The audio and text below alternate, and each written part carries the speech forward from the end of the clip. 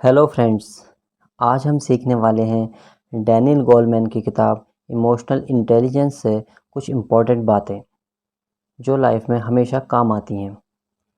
इस किताब में इमोशनल इंटेलिजेंस के बारे में काफ़ी विस्तार से बताया गया है। इमोशनल इंटेलिजेंस क्या है?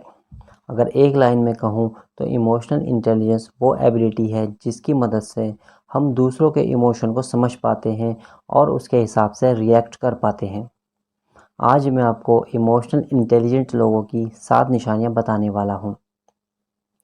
First is the learn from the criticism, यानी आलोचनाओं से सीखना।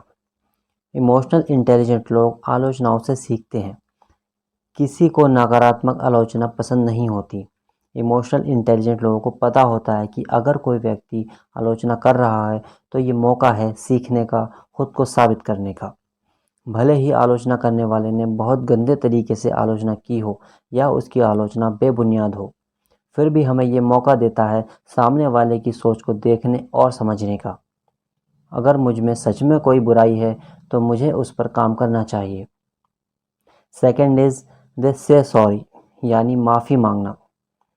इमोशनल इंटेलिजेंट लोग सॉरी बोलने में हिचकिचाते नहीं हैं। अपने किसी करीबी से झगड़ा होने के बाद सॉरी बोलने के लिए बहुत हिम्मत चाहिए। सॉरी बोलने से ये लोग हम्बल नज़र आते हैं, इस वजह से लोग इन्हें पसंद करते हैं। सॉरी कहने का हमेशा ये मतलब नहीं होता कि आप गलत हैं, बल्कि सॉरी का ये मतलब होता है कि आप अपने ईगो से ज़्यादा अपने रिलेशनशिप को वैल्यू देते हैं। Third is the forgive, forget and move ahead, यानी कि पुरानी बातें भूलकर आगे बढ़ना। इमोशनल इंटेलिजेंट लोग पुरानी बातों को भूलकर आगे बढ़ते हैं।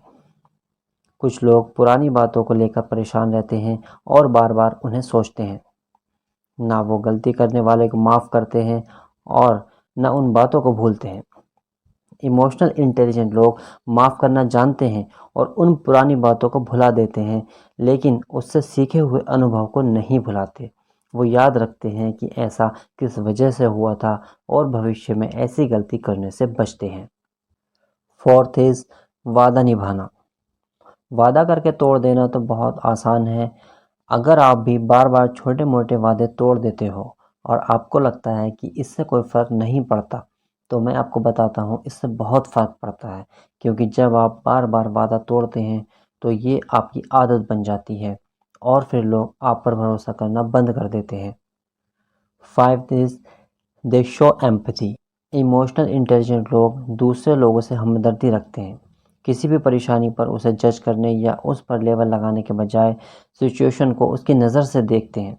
हमदर्दी का ये भी मतलब नहीं होता कि आप उनकी हर बात पर एग्री करो, बल्कि आप पूरी कोशिश करो उनकी सिचुएशन को समझने की। Sixth is think then react. React करने से पहले सोचना। इमोशनल इंटेलिजेंट लोग रिएक्ट करने से पहले सोचते हैं। कभी कभी हम बिना सोचे समझे तुरंत कोई रिएक्ट कर देते हैं, जबकि हमें बाद में एहसास होता है कि हमें ऐसा नहीं करना चाहिए था। Seventh is the learn from the failure. अपनी असफलताओं से सीखना। इमोशनल इंटेलिजेंट लोग अपनी असफलताओं से सीखते हैं और फिर से कोशिश करते हैं।